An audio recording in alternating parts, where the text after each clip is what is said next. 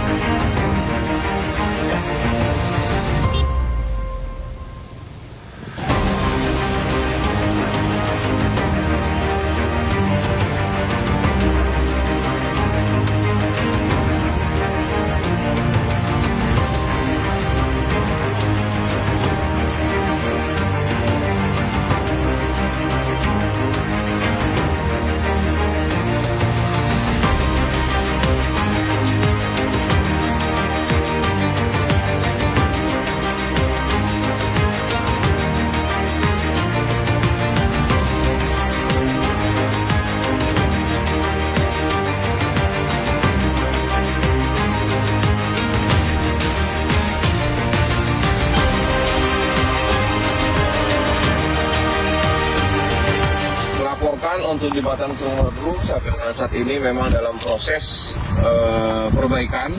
Ini adalah jalur nasional yang menghubungkan antara PD Jaya menuju Bireng. Prosesnya diperkirakan 1 minggu dari sekarang. Jadi kita lihat alat berat sudah berjalan.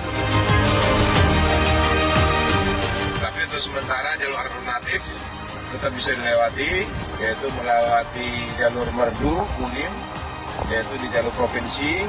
Walaupun memang di sana ada arus air yang bila hujan meningkat, arus airnya tinggi. Nah, jadi juga diharapkan untuk berhati-hati dan selalu memonitor melalui medsos Polres Pidijaya atau medsos Atlantas Polres Pidijaya.